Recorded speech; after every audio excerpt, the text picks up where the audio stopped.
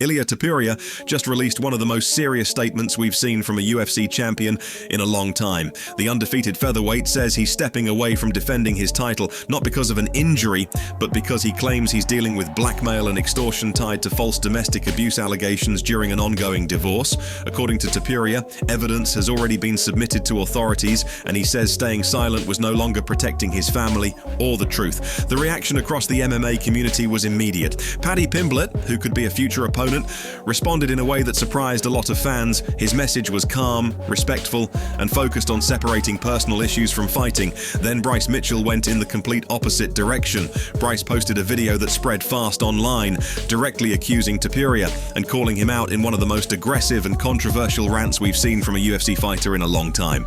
Now fans are divided, the featherweight division is on pause, and the UFC may be forced to decide what to do with a title that suddenly isn't active. After Ilia's statement went public, rumors started spreading almost immediately. So before we get into the reactions, it's important to be clear about what Ilia actually said and what he didn't say. He did not name anyone publicly. He did not describe specific incidents, and he did not claim there had been any legal ruling against him. What he said was that he's facing pressure through what he describes as false allegations, and that evidence, including audio recordings, written messages, witness statements, and video material, has already been submitted to judicial authorities.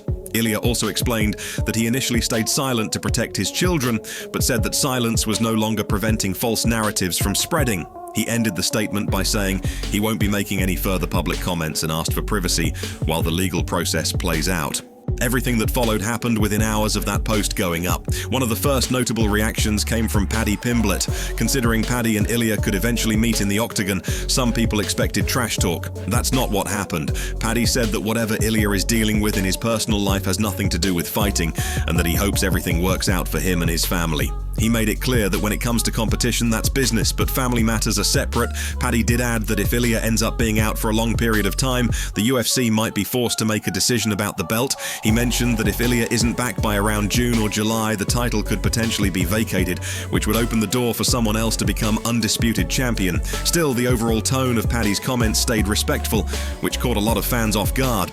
Ilia actually responded to Paddy not long after. He said he's always viewed Paddy as an entertaining fighter who's done a great job building himself. He acknowledged that Paddy has had missteps in the past, referencing an old tweet, but said that deep down, Paddy understands family issues and respects them. Ilia added that whatever happens in the octagon has nothing to do with personal problems, and when they fight, it will be strictly professional. He finished by saying he believes it would be a fun fight for everyone. That exchange alone had fans split, but things escalated quickly once Bryce Mitchell got involved. Bryce, who fought Ilia back in 2022 and lost via arm triangle choke in the second round, posted a video that immediately went viral. In the caption, Bryce directly accused Ilia using extremely strong language and demanded a rematch. In the video, Bryce talked about growing up without a father and said he would rather never see his dad than have one who beats on his mother. He said behavior like that would get someone killed where he's from.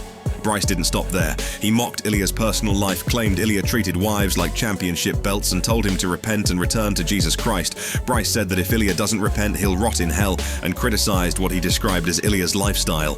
The video ended with Bryce promoting one of his own projects, which only added to the backlash. The response online was immediate and intense. Some fans felt Bryce crossed a line by making direct accusations before any legal outcome. Others defended him, saying fighters should speak out if they believe something is wrong. A lot of people also pointed out that Ilia specifically stated the allegations were false and that evidence had already been submitted, which made Bryce's comments even more controversial.